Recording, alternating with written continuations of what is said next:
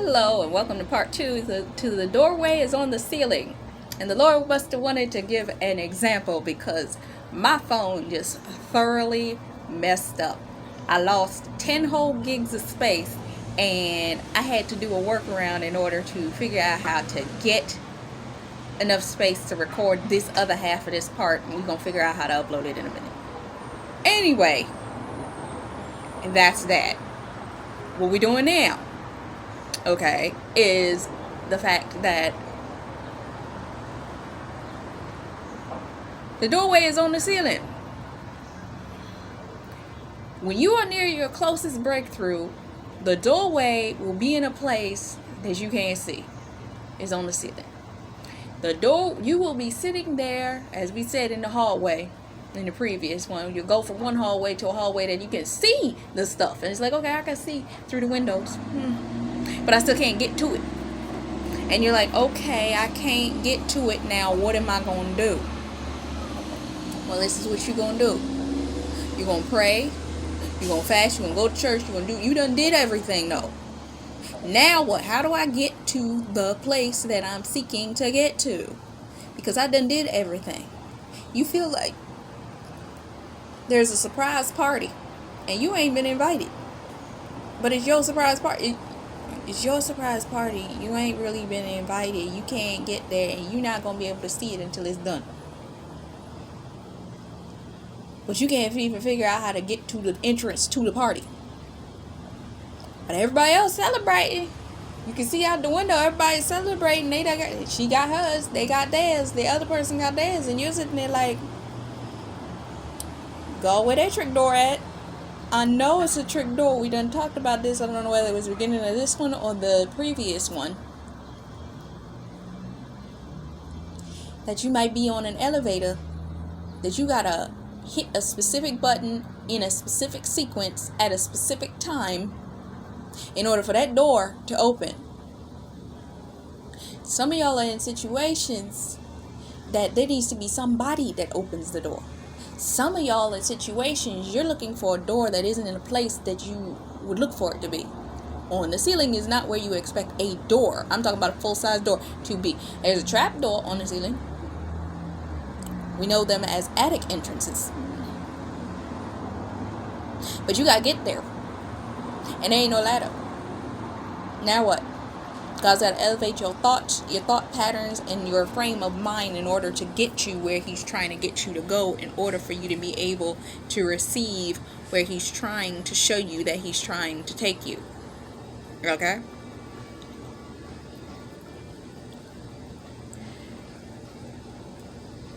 And it's uncomfortable. It is uncomfortable. What I'm going through right now is uncomfortable. I'm sitting here trying to figure out, well, how in the world am I going to get this memory back?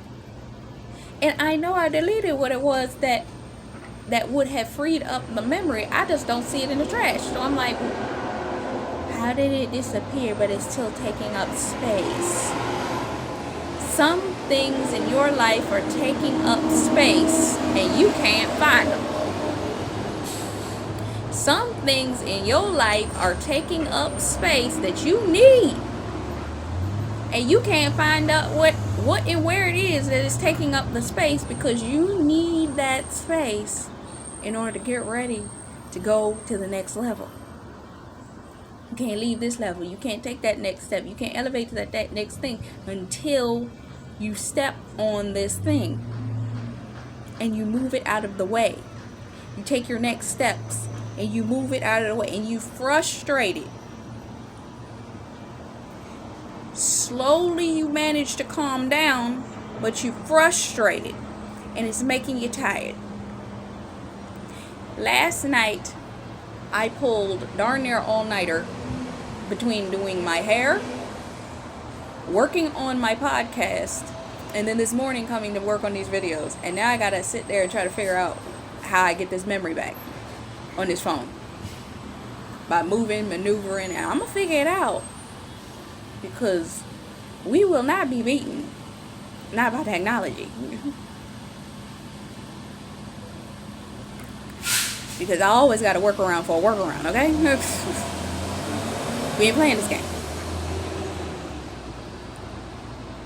But When you're close, that's when you begin to see it.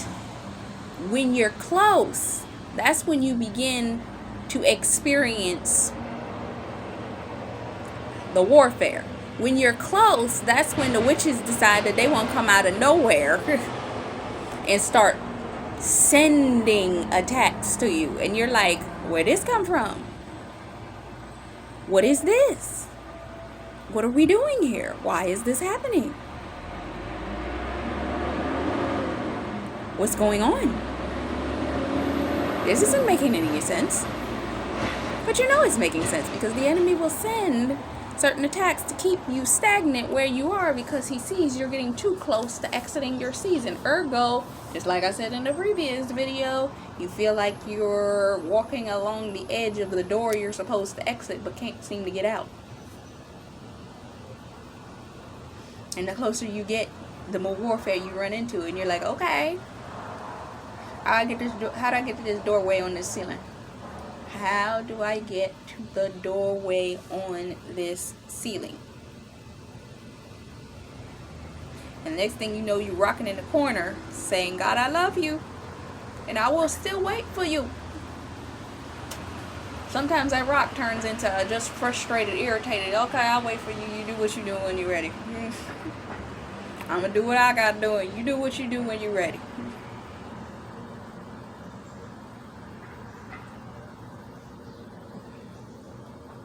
And it's your season, and you're getting closer, and you're taking the steps.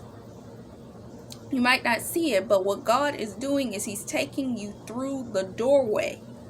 He's elevating you above the wall. He's rising you above that space and elevating you into the landscape of your territory. And it don't feel comfortable. You are able to see the landscape of your territory. He put you through a testing, a boot camp, an experience. But you, in that season, you began to use your skills, began to work your skills, began to operate in the midst of your skills.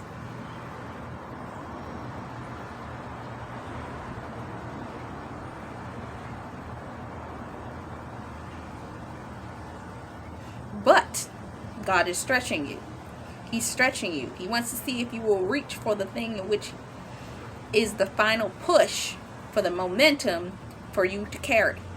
Sometimes these little things, you be like, the devil is attacking me. No, God's trying to get you to stretch to see if you won't stop in the midst of the confusion.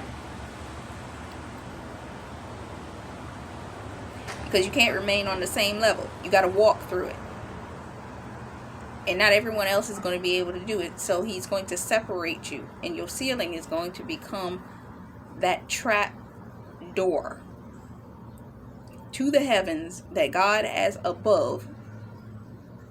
But the door shouldn't be up there, but it's to the heavens. So you're asking for heavenly blessings. Your ceiling is about to become your floor.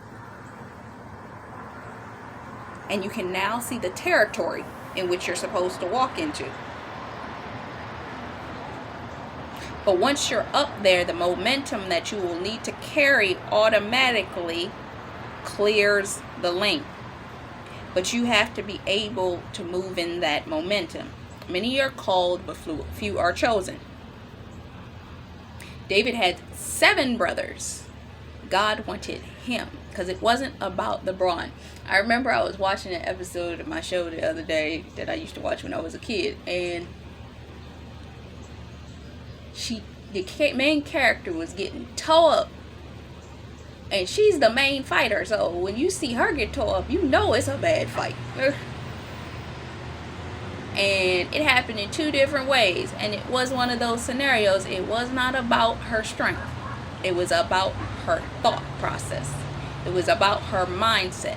She had to outthink her opponent. Some of us are fighting with skills that we don't need to be fighting with in this season. That's how you need to get to your doorway on the ceiling. Because you're fighting with the wrong tools. You're trying to find the door in a natural place.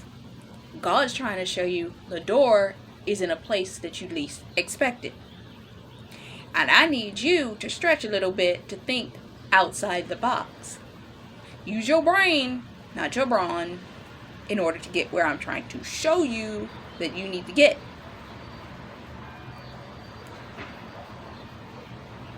David was the type to do that. Remember when it was either Gideon or Joshua? He was about to go into battle. And as he was preparing to go into battle, it was a situation where the scenario looked like he had 300 men. And it was as simple as the men, the way that they postured themselves when drinking water, that the Lord said, cut everybody that stood that way. Sometimes it's your posture in that position that can disqualify you for where you're trying to go. David's brother's posture was in the wrong place. They didn't have the positioning that David had. They didn't have the ability to see what David saw. That's why they say it in the word, don't cast your pearls to swine. Don't give your vision to people that don't have the sight to be able to help you manifest it. Because they ain't going to do nothing but talk about it and destroy it. Destroy every word curse that was spoken over your vision. Because God has a plan.